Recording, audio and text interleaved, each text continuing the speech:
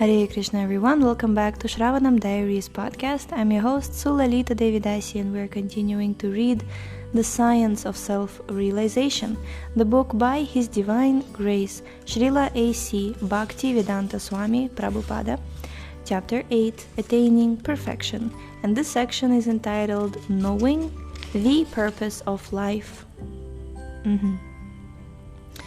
The gross materialists who ignore their relationship with God are described in the Bhagavad Gita as mudhas. Mudha means ass, donkey. Those who are working very, very hard to earn money are compared to the donkey. They will eat the same 4 chapatis, whole wheat bread patties, daily. But they are unnecessarily working to earn thousands of dollars.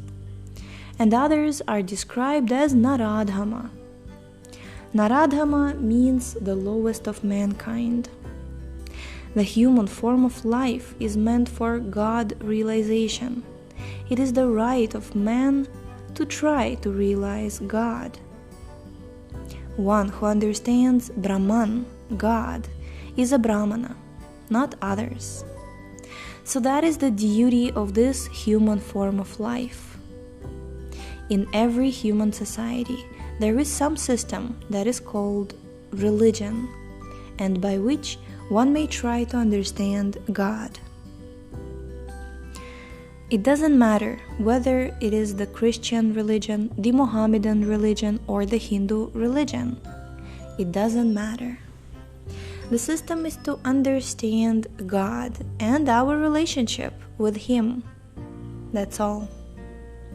This is the duty of the human beings, and if this duty is ignored in human society, then it is animal society.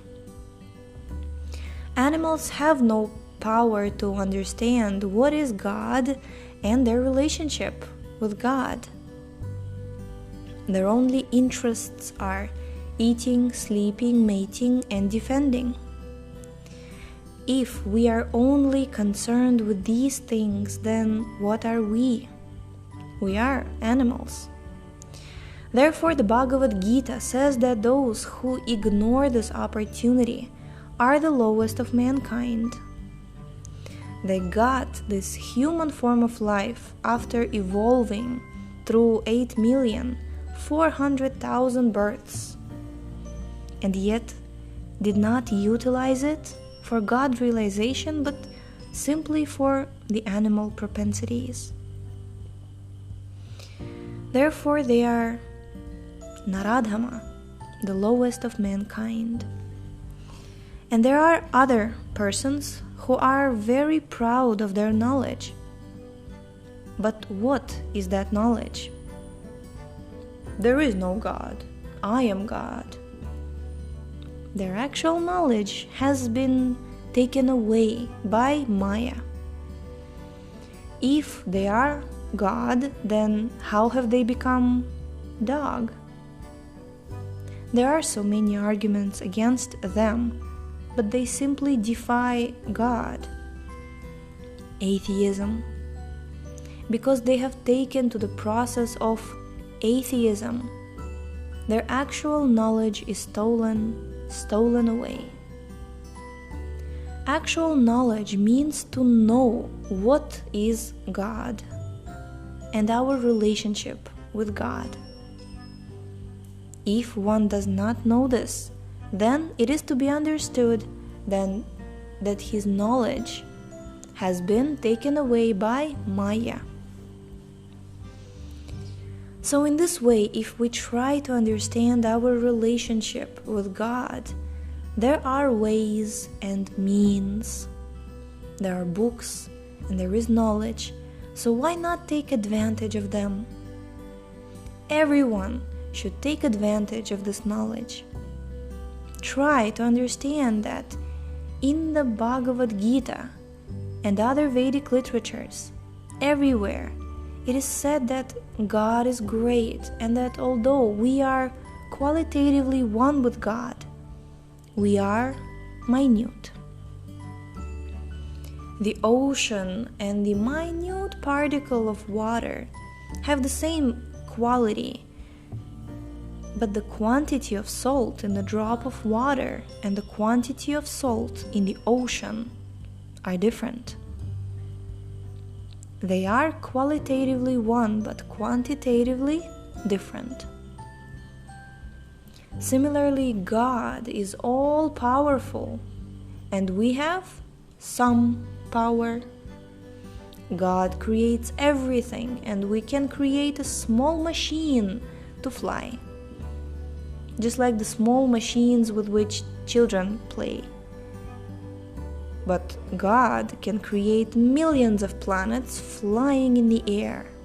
That is the qualification of God. You cannot create any planets. Even if you create a planet, what is the benefit of that? There are millions of planets created by God. But you also have the creative power. God has power and you have power. But His is so great that yours cannot compare to it. If you say, I am God, that is foolishness. You can claim that you are God, but what acts have you performed so extraordinary that you can claim that you are God? This is ignorance. The knowledge of one who thinks himself God has been taken away by the spell of Maya. So, our relationship is that God is great and we are minute. In the Bhagavad Gita, Krishna clearly says, quote, "All living entities are my parts and parcels. Qualitatively they are one with me, but quantitatively they are different." Unquote. So we are simultaneously one with and different from God. That is our relationship. We are one because we have the same qualities as God. But if we study ourselves minutely, we will find that although we have some great qualities, God has them all in greater quantities. We cannot have anything that is not in God. That is not possible. Therefore, in the Vedanta Sutra, it is said that everything that we have is also found in God. It is emanating from God. So our relationship is that because we are small, because we are minute, we are the eternal servitors of God. In this material world also, in ordinary behavior, we see that a man goes to serve another man because the other man is greater than he and can pay him a nice salary. So naturally, the conclusion is that if we are small, our duty is to serve God. We have no other business. We are all different parts and parcels of the original entity. A screw that is connected with a machine is valuable because it is working with the whole machine. And if the screw is taken away from the machine, or if it is faulty, it is worthless. My finger is worth millions of dollars as long as it is attached to this body and is serving the body. And if it is cut off from this body, then what is its worth? Nothing. Similarly, our relationship is that we are very small particles of God. Therefore, our duty is to dovetail our energies with Him and cooperate with Him. That is our relationship. Otherwise, we are worthless. We are cut off.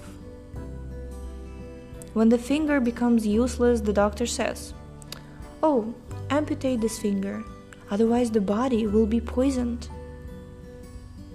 Similarly, when we become godless, we are cut off from our relationship with God and suffer in this material world.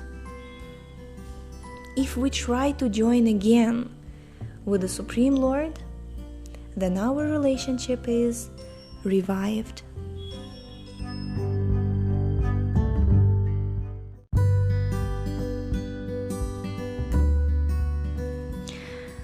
Reading today's section reminded me how I really like this topic, how we as a soul, because we are conditioned, because we are cut off from the service to the Supreme Lord, we sometimes consider ourselves, "Oh, I'm a piece of junk," or worse, "Oh, I'm useless, I'm so disgusting, I am so worthless, I am this and I am that."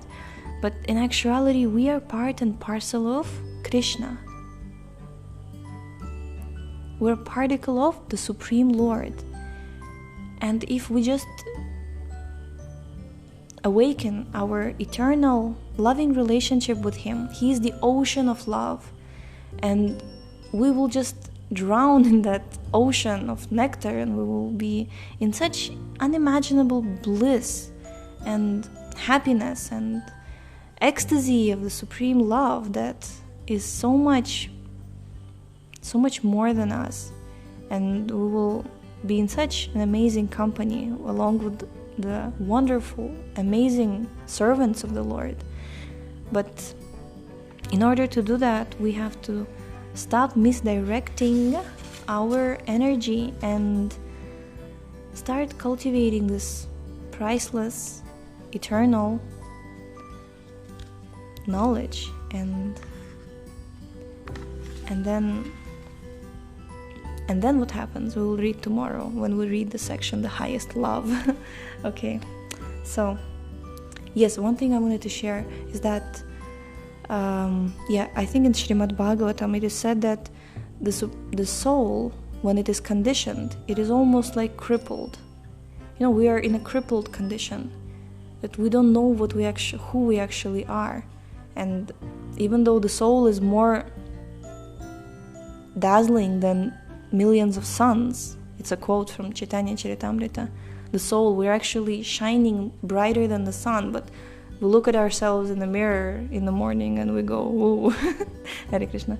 No, but it's nice to really contemplate about who we actually are in a spiritual sense. Yes, so with that, thank you so much for tuning in today. The link to this book is in the description. Please check out our website, shravanamdiaries.com. Read these books along with us and share them with all of your friends. Shine bright along with the Lord. And we shall see you tomorrow. Hare Krishna.